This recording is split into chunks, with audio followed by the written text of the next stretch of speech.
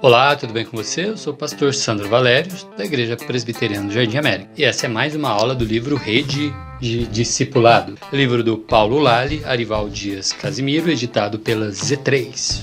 Capítulo 3, Decisão de ser um discípulo. Nas duas primeiras aulas falamos sobre a eleição e sobre o chamado do discipulado. Hoje nós vamos falar sobre a decisão de ser um discípulo de Jesus.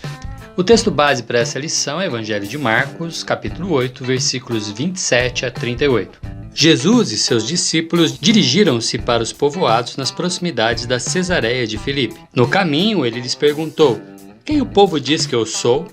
Eles responderam: "Alguns dizem que és João Batista, outros Elias e ainda outros um dos profetas." "E vocês?" perguntou ele. "Quem vocês dizem que eu sou?" Pedro respondeu: "Tu és o Cristo." Jesus os advertiu que não falassem a ninguém a seu respeito. Então ele começou a ensinar-lhes que era necessário que o Filho do Homem sofresse muitas coisas e fosse rejeitado pelos líderes religiosos, pelos chefes dos sacerdotes e pelos mestres da lei, fosse morto e 3 dias depois ressuscitasse. Ele falou claramente a esse respeito. Então Pedro, chamando-o à parte, começou a repreendê-lo. Jesus, porém, voltou-se, olhou para os seus discípulos e repreendeu Pedro, dizendo: "Para trás de mim, Satanás! Você não pensa nas coisas de Deus, mas nas dos homens."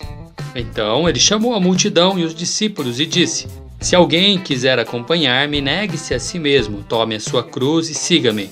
Pois quem quiser salvar a sua vida, a perderá. Mas quem perder a sua vida por minha causa e pelo Evangelho, a salvará.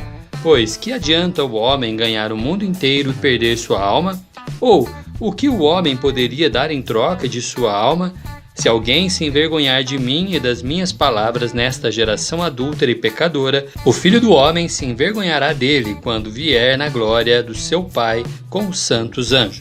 Os autores dessa lição começam já citando nada mais nada menos que Dietrich Bonhoeffer, trazendo a teoria do que ele chamava de graça barata. Para Dietrich Bonhoeffer, a graça barata é a pregação do perdão sem arrependimento. A graça barata é a graça sem discipulado. É a graça sem a cruz.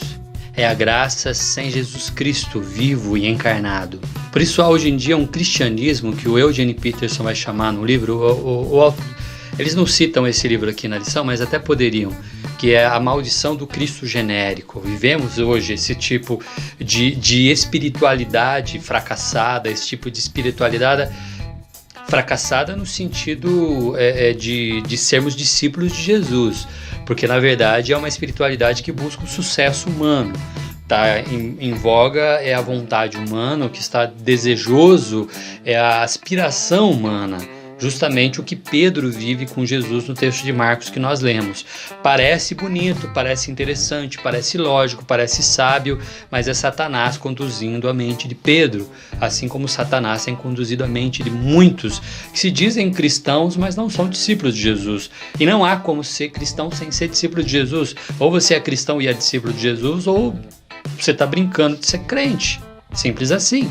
Então Dallas Willard, que é agora citado sim pelo autor da lição, ele vai afirmar que o maior desafio da igreja, que a igreja enfrenta hoje, é a formação de discípulos autênticos de Jesus. Até existem os chamados discipulados, pessoas que estudam a Bíblia, mas o quanto elas estão realmente dispostas a caminhar os passos do Mestre, quando os passos do Mestre as levam para caminhos que a vontade pessoal não concorda, vence a vontade pessoal. E esses são os falsos discípulos. Essa é a graça barata, aonde o Evangelho existe para me servir, para me satisfazer, e não o contrário. Paulo Arival e Paulo Lally vão dividir essa lição em 3 partes, baseando nesse texto. Primeira delas, o nascimento do discípulo. Note que na conversa, no diálogo de Jesus, ele pergunta: "Quem o povo diz que eu sou?" E as pessoas têm lá suas opiniões acerca de Jesus, e os discípulos sabiam qual era a opinião das pessoas, até que Jesus vai perguntar para eles: "Quem vocês dizem que eu sou?" É Pedro quem vai responder em nome dos discípulos ali: tu és o Cristo, tu és o Messias, você é aquela pessoa que os profetas já haviam anunciado e nós estávamos esperando. O interessante é Jesus olhar para Pedro e dizer que não foi ele quem tirou essa conclusão. Isso não é uma conclusão que ele trouxe da sua própria racionalidade humana, da sua própria força do pensamento, da sua própria capacidade de raciocínio, de pensamento. Isso foi algo que o Espírito Santo revelou a ele. O nascer de um discípulo começa no Espírito Santo agindo em nós. É ele quem nos revela essa decisão ou nos revela essa convicção de quem é Cristo. E a convicção de quem é Cristo, de que ele é Senhor, deve trazer algumas consequências a mais para a nossa vida. Mas começa ali. O nascer do discípulo é na revelação do Espírito Santo em nós. Apesar da revelação do Espírito, quando nasce o discípulo, há também uma decisão pessoal. E esse é o segundo ponto, decidindo ser um discípulo. Dessa decisão, primeiro, ela é uma decisão pessoal e calculada. Se alguém quer vir após mim, se alguém quer vir após mim. Essa decisão pessoal, logo em seguida, nos leva também a renunciar nossas vontades. Negue-se a si mesmo.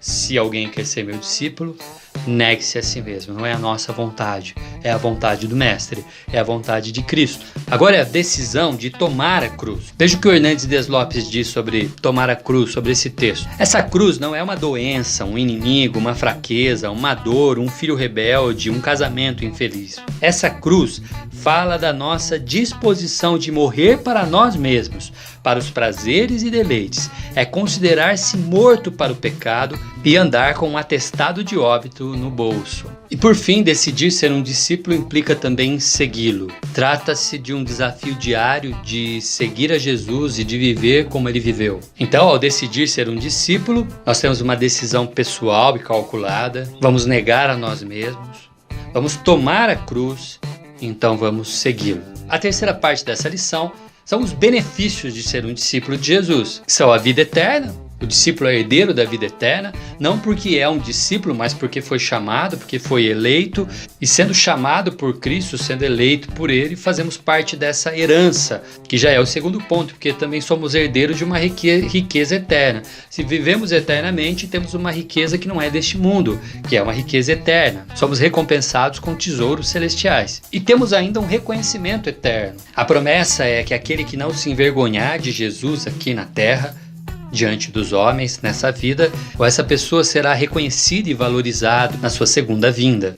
Para encerrar, discipulado cristão é o desenvolvimento de um relacionamento pessoal com Jesus Cristo. Esse relacionamento é duradouro e submisso, e essa pessoa que escolhe ser discípulo vai ser gradualmente transformado até ter o caráter de Cristo. Que Deus abençoe a sua vida e até a próxima aula.